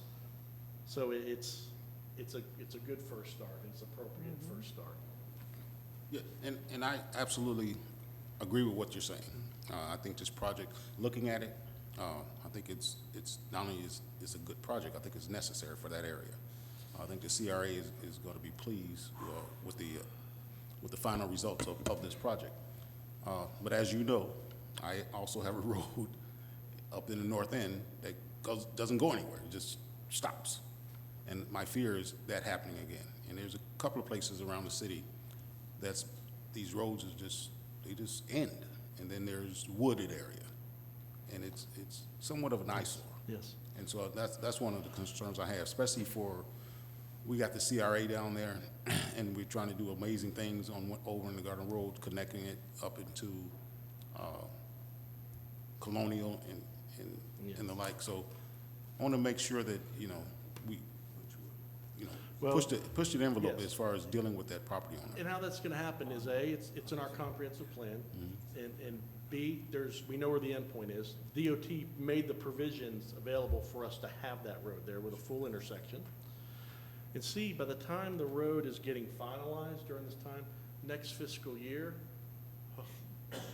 we may be coming to you under the direction of the city manager, with CRA, has projects that'll be finishing that we can say, hey, we can make this a go, and let's start putting some funds and getting the rest of this leg done.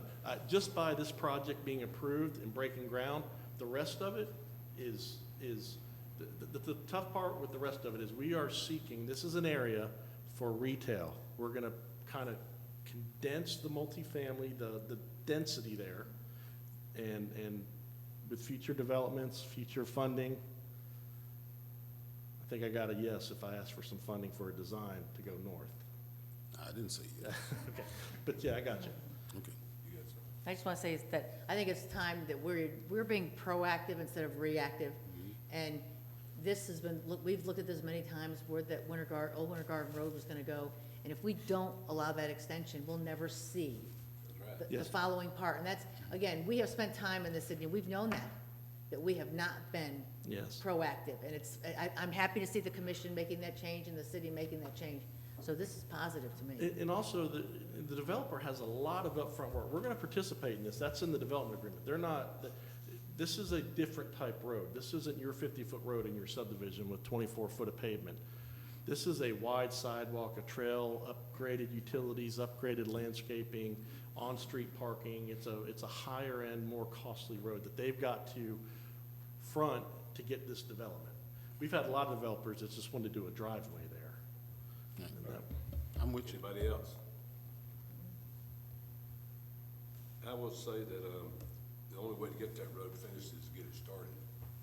We've been talking about that road a long time, way before a lot of you were here, in projects, but until we can get a project that will help put that in and get it started, it's not gonna do us any good. So we've gotta get it started. So this will be a big step towards alleviating some of that traffic on that intersection of McGuire Road when it comes out of the other place. Big savings. All right, I need What happens at the, on the east side of that? The road going through up to Commerce there? Is there any future plans for the east side of that, where you have the rest of that land that we can actually develop into other things? What would that footprint look like? Where is that at, Commissioner Oliver? Just looking, go back to the aerial. Okay, yes. So the road going through, so you're looking at, to the west of it would be going toward Marshall Farms, right? Yes. The east of it, looks like there's a large patch of land Okay. there. What would be the future use for that? The Looks like we could do limitations. quite a bit with it as well. This parcel, it's hard to see with it outlined, but the western part of this parcel is wetlands. And so as the road goes up, it'll kind of, you can see this property line, it'll hug this divider, and there is room between the road right-of-way and the wetlands. It's not significant, but it is developable. And so what we will do is that development will provide, we'll make sure, we cannot diminish wetlands in this area, but you can kind of change the shape, so where you give here, where you take here, you give here, and make it more defined, more, as an engineer does, geometrical shape to make it work better. And so we foresee that there will be two pads, two corner lots at this right-of-way, and then the other development will be on both sides of this future road.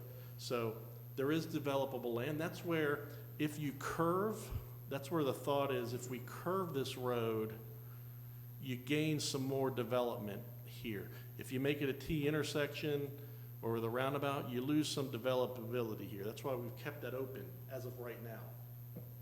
So, to help the developer gain some land there. All right. I need we have to have a motion for the with this, Mayor. It's a straight vote, no ordinance. And then the development. I make the motion to approve the large-scale preliminary site plan. I'll second it. Motion made by Commissioner Firstner, seconded by Commissioner Oliver. Any more comments? Any more comments? Let's vote.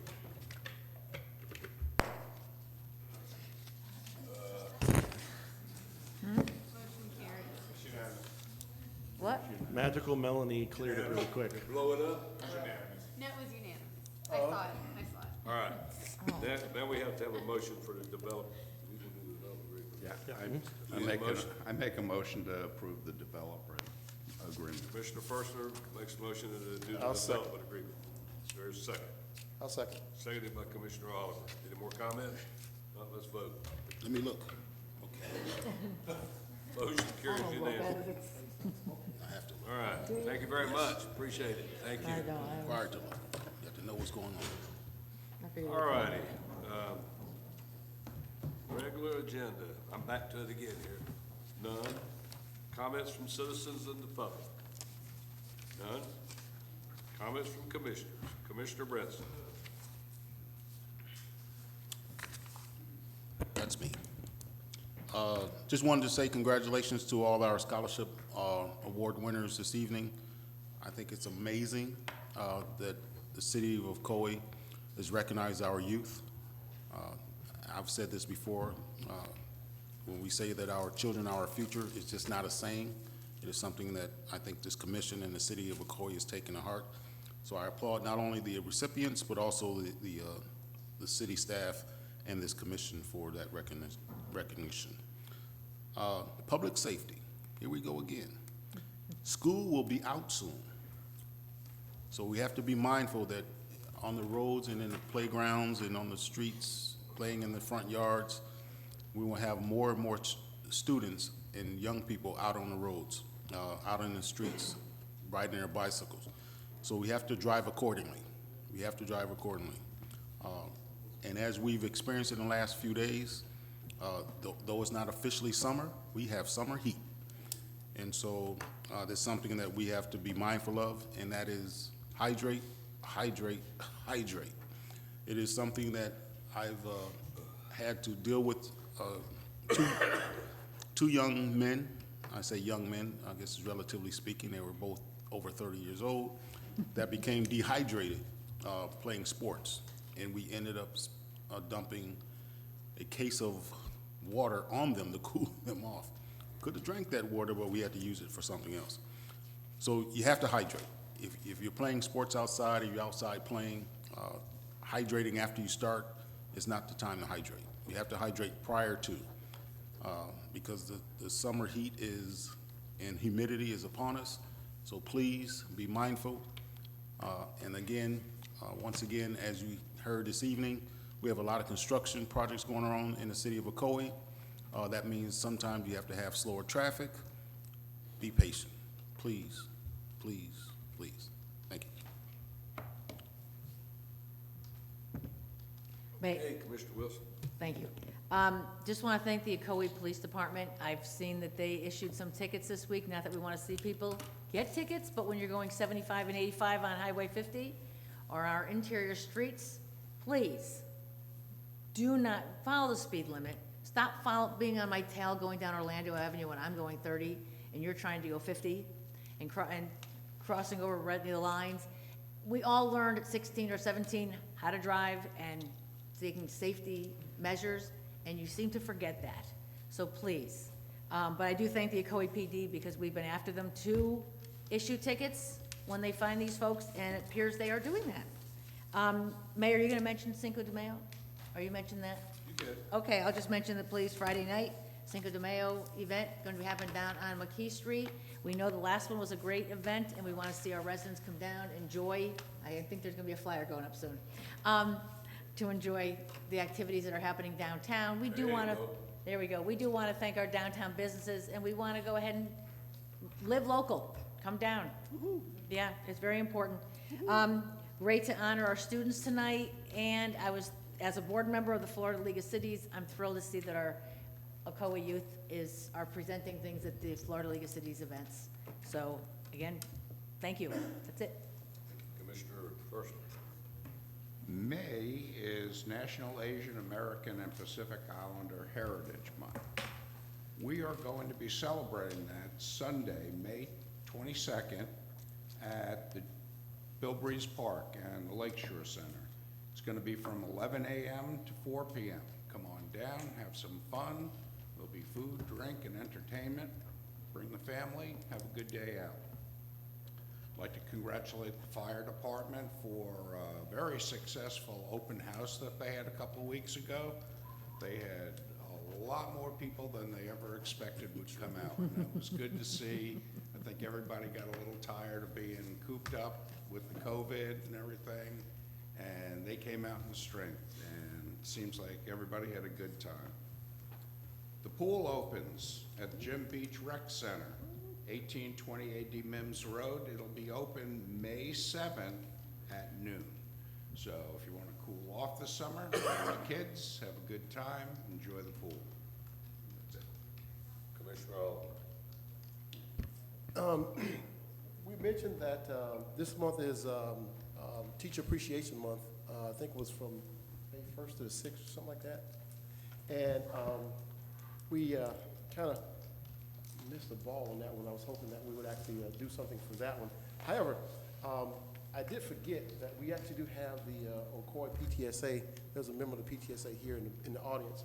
And I had a check for them that I wanted to present to them at the beginning of the meeting. However, I did not get a chance to do that. I know that they didn't do much for the teachers at Ocoee High School. I have members of, they're PTSA members of the Ocoee High School. And they want to do a surprise luncheon for the teachers there. And I wanted to contribute to that luncheon along with some other organizations that's going to help pull it off. So it is definitely something that they're not expecting because that week is already gone. And if it's going to happen sometime this month before they get out of school, I think they'll be pleasantly surprised to have that. So I'm going to ask Ms. Watson, her daughter actually won Taylor won the essay contest, but her mom is actually a part of the PTSA. So I want to present this check to the Ocoee High School PTSA for $500 to help with feeding our teachers for Teacher Appreciation Week.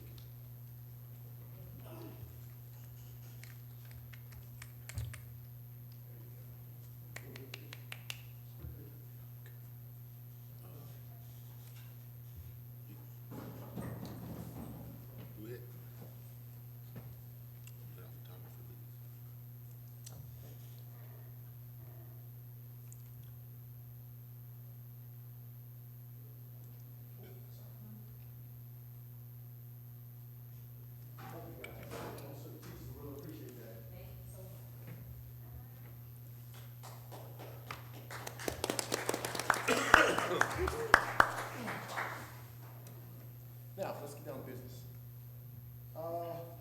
The traffic signal on Clarendon Court Road and Ingham Road. We started this process back in 2019, trying to get this light, and we've worked as a collective group. The mayor sent letters.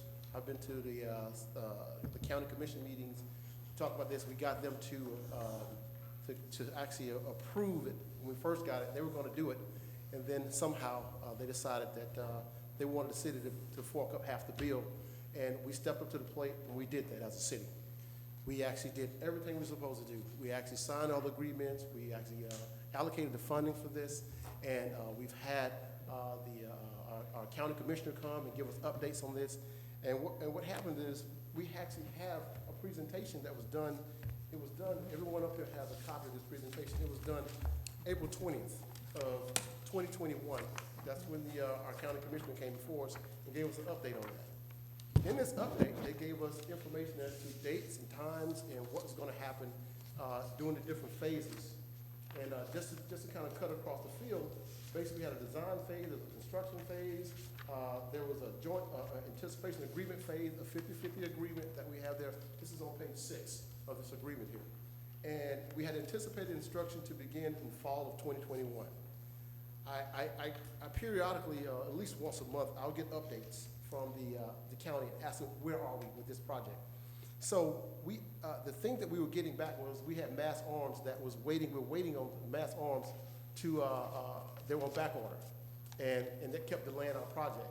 Well, we had mass arms sitting over at Fuller's Crossing long before this project even started. They're just sitting there on the ground, and that's what the narrative that they gave us.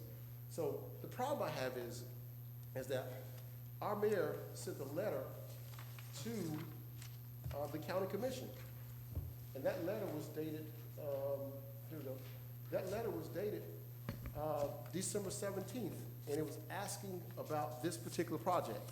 And again, the response was back from the county mayor that this project is still moving on.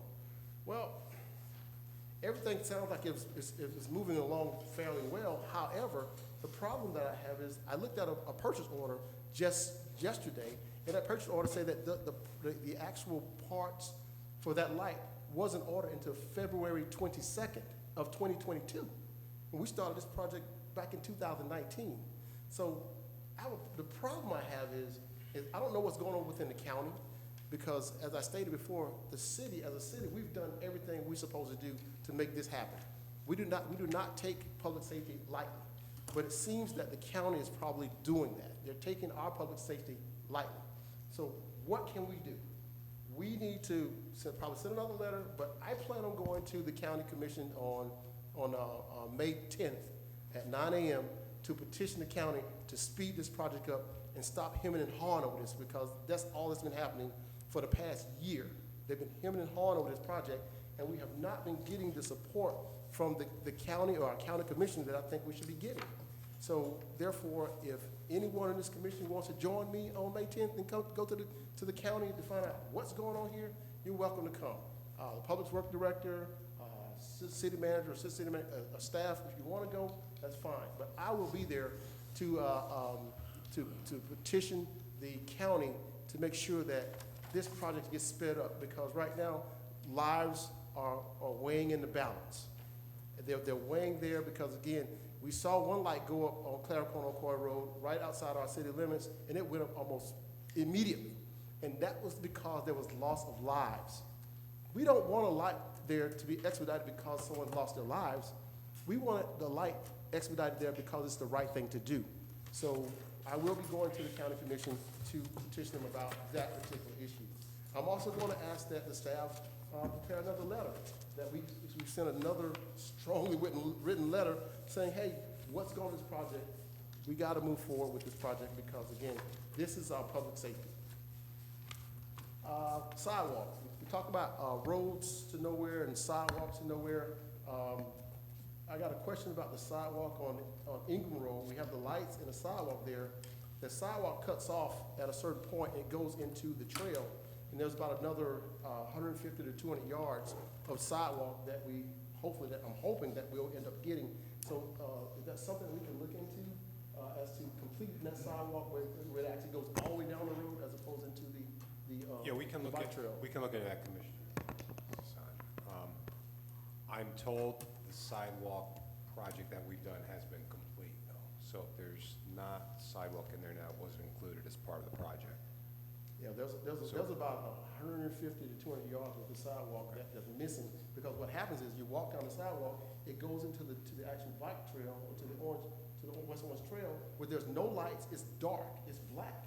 No one's gonna walk in there and then walk maybe another 200 yards in pitch black, and then come back out on the sidewalk back to Ingram Road. It's counterproductive. I don't understand why it was done that way. But if that's something we can look into, because it defeats the purpose of just a little sidewalk that we did. So I'll get with you and bring some pictures back and show you what it looks like day and night. So hopefully we can definitely do something about that. Also, Ingram Road again seems to be a problem child. We were slated for a K-8 back in 2008 for that land that the Orange County Public School owns, and nothing has happened since. But what has happened since 2008 up to date, we have given the Orange County Public Schools $22.4 million of our tax dollars, and we still don't have a school.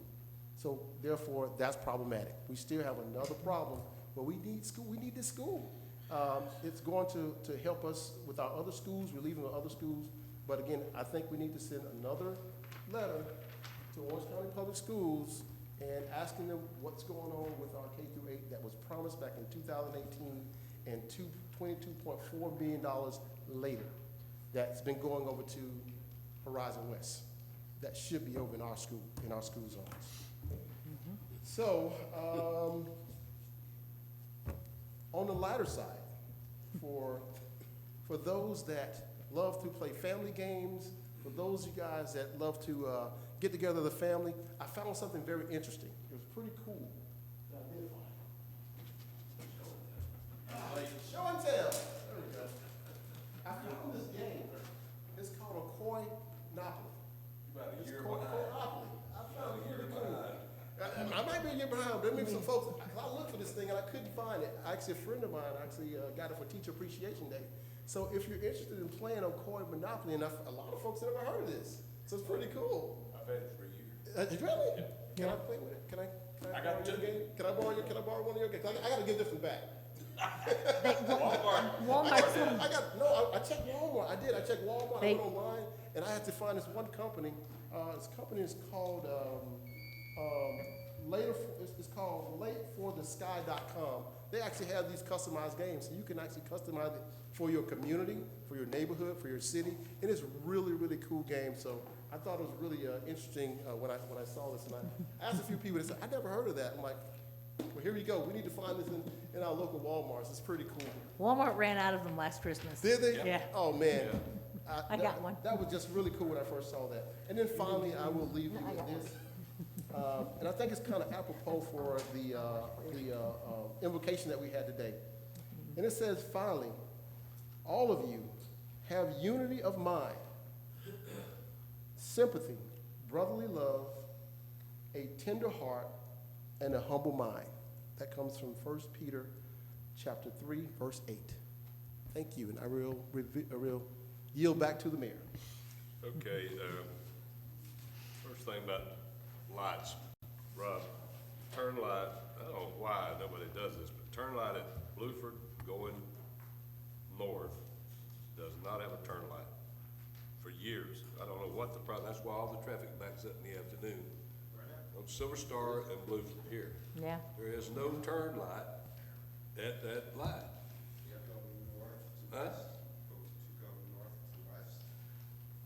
Huh? Yes. Yes. Yes. You can't get out because everybody's coming down Lakewood, you can't get out, so you sit through 2 or 3 lights. I mean, I don't understand why we've never addressed that, but.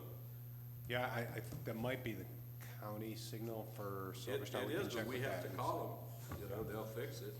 So somebody, I'm not getting into that other, because I've talked to you about some of the problems I got with concrete and cement and sidewalks. Yeah, we can touch base after that. Yeah, okay. We'll be taking care of that within the next week or two. The other thing is that pole got the yellow ribbon put on it, I guess it's to remember it, but they hadn't fixed it yet. Remember 2 weeks ago I brought it up about the pole on Bluford? Down here in front of the school? Yes. They put a ribbon around it, I guess to remember it, but they haven't remembered to fix it. So. What was that one? Tie an old yellow ribbon around it and remember, but they didn't remember it. Yeah, honestly, Mayor, it's like the same issue with the sidewalks I too. know. We have the 7 vacancies in public works right I now. want We'll to say try to something knock here. them out. It goes against my better judgment about the county. I agree. I know that there's problems with getting any kind of material to do anything nowadays. And I know that we've paid them, we've done everything. They're trying. Commissioner Moore has been trying. I've talked to her. Listen, I started before 19 on them lights and sidewalks and stuff up there on Ingram Road a long time ago. And it just don't get in a hurry. But the county, they're like hundreds times bigger than what we do deal with every day with the lights and the things. And they are putting the light up finally on Clear Corner Road where the bad wreck was at. That's taken, what, a year and a half, 2 years, I guess. But they're finally putting that one up. So I think we gotta, I don't know if we can push them too much because they gotta get all that stuff bought and ordered. So I don't wanna, and the impact fee money that we paid out, I brought that up months ago, the $22-point-something million, and I sent a letter to the school board asking them why they take our money, but we can't get any more schools. So that's the school board we gotta address for that. So that's, once again, is they have the land on Ingram Road, they got the land there that's been there, so, build the school. And I think that's one of the things we need to address to them, that they need to build that school and get that finished. But it's, once again, as everything else, it's hard to do anything right now with this, with the problems we got with the, getting materials. So, the volunteers, there's volunteers that came to our volunteer dinner the other night. I don't know, there's a few in here, I see them. It was great. Our staff did a wonderful job putting on a little dinner and stuff